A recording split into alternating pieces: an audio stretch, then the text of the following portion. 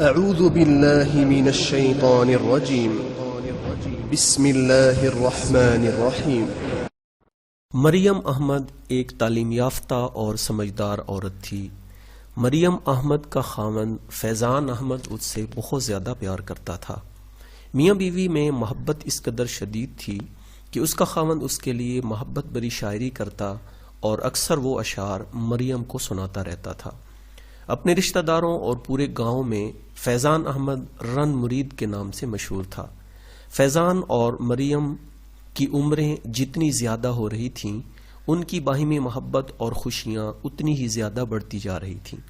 آپ دیکھ رہے ہیں لرننگ پوائنٹ یوٹیوب چینل اور میں ہوں آپ کا میزبان اشرف علی نسیم۔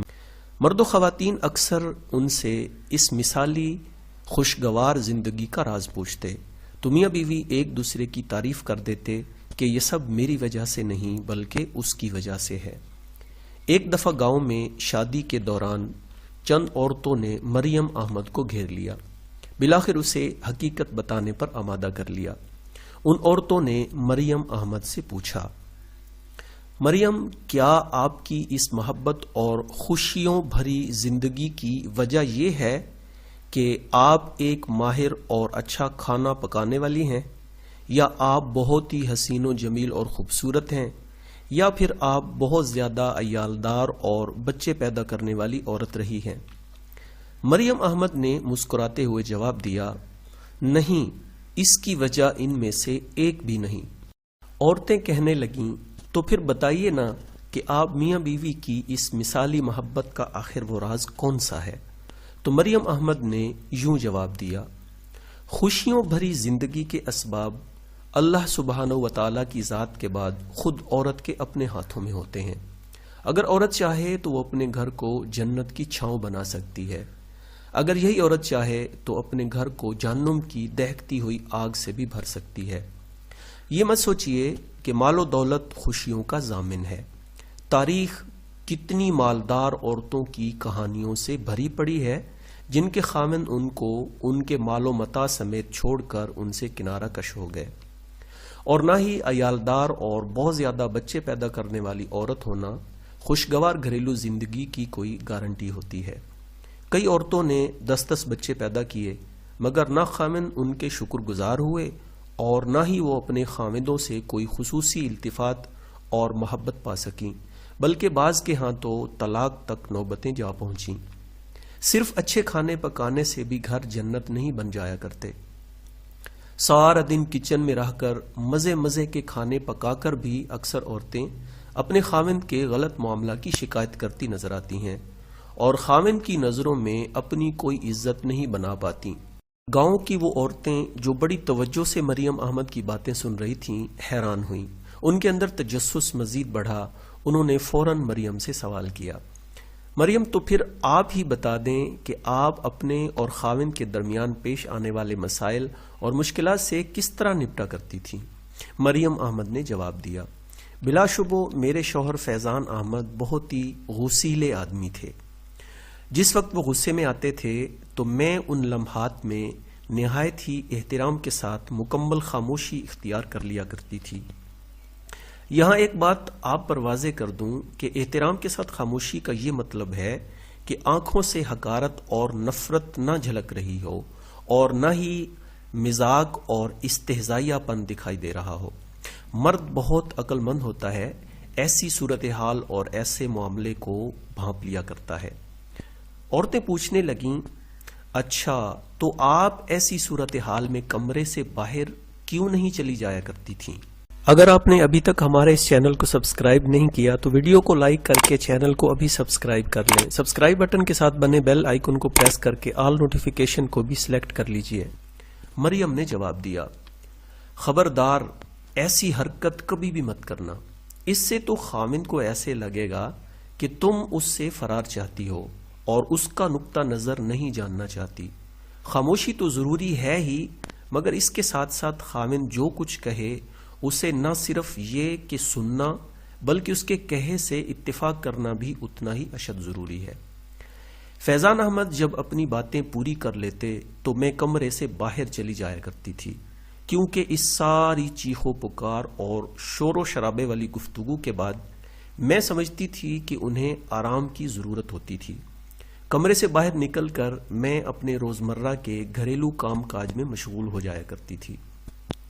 بچوں کے کام کرتی، کھانا پکانے اور کپڑے دھونے میں وقت گزارتی، اپنے دماغ کو اس جنگ سے دور بھگانے کی کوشش کرتی جو میرے خاوند نے میرے ساتھ کی ہوتی تھی۔ مریم احمد کا انٹرویو کرنے والی گاؤں کی وہ عورتیں انگشت بدندان تھیں۔ مریم کی باتیں سن کر انہیں اپنی گھریلو زندگی اور اپنے خاوند کے ساتھ رویے پر افسوس ہو رہا تھا۔ انہوں نے بے چینی سے اس سے سوال کیا، مریم تو پھر آپ اس ماحول میں کیا کرتی تھیں؟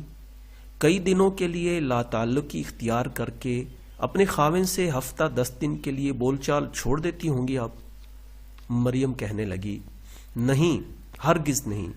بول چال چھوڑ دینے کی عادت انتہائی گھٹیا فعل اور خاوند کے ساتھ تعلقات کو بگاڑنے کے لیے گویا دو رخی تلوار کی مانند ہے۔ اگر بیوی اپنے خاوند سے بولنا چھوڑ دیتی ہے تو ہو سکتا ہے کہ شروع میں اس کے لیے یہ بہت ہی تکلیف دہ عمل ہو۔ شروع میں اس سے بولنا چاہے گا اور بولنے کی کوشش بھی کرے گا، لیکن جیسے جیسے دن گزرتے جائیں گے وہ اس صورتحال کا عادی ہوتا چلا جائے گا۔ بیوی اپنے خاوند سے 1 ہفتہ کے لیے بولنا چھوڑے گی تو خاوند میں 2 ہفتوں تک اس سے نہ بولنے کی استعداد آ جائے گی، اور ہو سکتا ہے کہ وہ بیوی کے بغیر بھی رہنا سیکھ لے۔ اس لیے بیوی کو چاہیے کہ خاوند کو ایسی عادت ڈال دے کہ اس کے بغیر خاوند کو اپنا دم بھی گھٹتا ہوا محسوس ہو، گویا بیوی اس کے لیے آکسیجن کی مانند ہے۔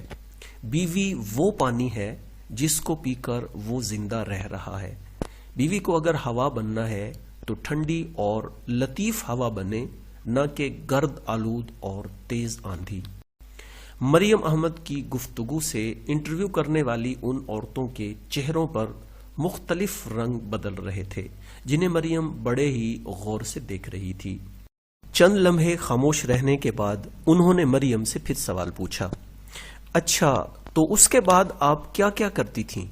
مریم احمد نے اس سوال کا جواب یوں دیا، میں 2 گھنٹوں کے بعد یا 2 سے کچھ زیادہ گھنٹوں کے بعد جوس کا 1 گلاس یا پھر گرم چائے کا 1 کپ بنا کر فیضان احمد کے پاس جاتی، ان سے نہایت ہی سلیقے سے کہتی، یہ لیجئے چائے پی لیجئے آپ۔ مجھے یقین ہوتا تھا کہ وہ اس لمحے اس چائے یا جوس کے متمنی ہوتے تھے۔ میرا یہ عمل اور اپنے خاوند کے ساتھ میری گفتگو اس طرح ہوتی تھی کہ گویا ہمارے درمیان کوئی غصے یا لڑائی والی بات ہوئی ہی نہیں، جبکہ اب میرے خاوند ہی مجھ سے اصرار کر کے بار بار پوچھتے تھے کہ کیا میں ان سے ناراض تو نہیں ہوں، جبکہ میرا ہر بار ان سے یہی جواب ہوتا تھا کہ نہیں، میں تو ہرگز ناراض نہیں ہوں۔ اس کے بعد وہ ہمیشہ اپنے درست رویے کی معذرت کرتے تھے اور مجھ سے گھنٹوں پیار بھری باتیں کرتے تھے۔ ناظرین، یہ ویڈیو آپ کو اچھی لگے تو پلیز اسے لائک کریں اور اپنے دوستوں اور جاننے والوں کو ضرور شیئر کریں۔ مریم کی یہ بات سن کر عورتوں کو گویا حیرت کا ایک جھٹکا لگا۔ تعجب سے کہنے لگیں، تو کیا آپ اپنے خاوند کی ان پیار بھری باتوں پر یقین کر لیتی تھیں؟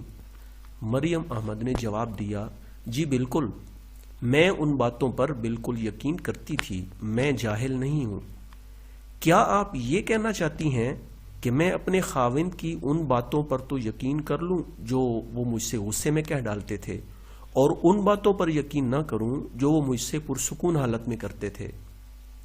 آپ سب مجھ سے آخر یہ کیوں کر منوانا چاہتی ہیں کہ میں اپنے خاوند کی غصے کی حالت میں کہی ہوئی باتوں پر یقین کر لیا کروں؟ عورتوں نے بے یقینی کی سی کیفیت میں پوچھا، مریم احمد تو پھر آپ کی عزت اور عزت نفس کہاں گئی؟ مریم نے جواب دیا، کاہے کی عزت اور کون سی عزت نفس؟ کیا عزت اسی کا نام ہے کہ آپ غصے میں آئے ہوئے ایک شخص کی تلخ و ترش باتوں پر تو یقین کر کے اسے اپنی عزت کا مسئلہ بنا لو، مگر اس کی ان باتوں کو کوئی اہمیت نہ دو جو وہ آپ سے پیار بھرے اور پرسکون ماحول میں کہہ رہا ہے؟ مریم نے اس کی مزید وضاحت کرتے ہوئے کہا، میں فوراً ہی ان کی غصے کی حالت میں دی ہوئی گالیوں اور تلخ و ترش باتوں کو بھلا کر اپنے خاوند کی محبت بھری اور مفید باتوں کو غور سے سنتی تھی۔ ناظرین، مریم احمد نے جیسے ہی اپنی بات ختم کی تو پاس بیٹھی ایک عمر رسیدہ عورت نے اس کا ہاتھ چوم لیا۔ باقی سب عورتوں نے بھی مریم احمد کی خوشگوار ازدواجی زندگی اور ان کے خاوند کے رن مرید ہونے کا راز جان کر اس کی بہت تعریف کی۔ مریم کے پاس سے اٹھنے سے پہلے اپنے خاوند اور گھر کے ماحول کو تصور میں لا کر اپنے آپ سے یہ وعدہ کیا کہ آج سے گویا وہ نئے سرے سے اپنی گھریلو زندگی کا آغاز کر کے اپنے گھر کو جنت بنائیں گی۔ یہ تھی ناظرین آج کی ویڈیو۔ مجھے پورا یقین ہے کہ آپ کو پیش کی گئی یہ کہانی ضرور پسند آئی ہوگی۔ آپ اسے اپنی فیملی، دوستوں اور جاننے والوں کے ساتھ ضرور شیئر کریں۔ انشاءاللہ بہت جلد ایک نئی ویڈیو کے ساتھ آپ سے پھر ملاقات ہوگی۔ تب تک کے لیے اپنے میزبان اشرف علی نسیم کو اجازت دیجیے۔ ٹیک کیئر اینڈ اللہ حافظ۔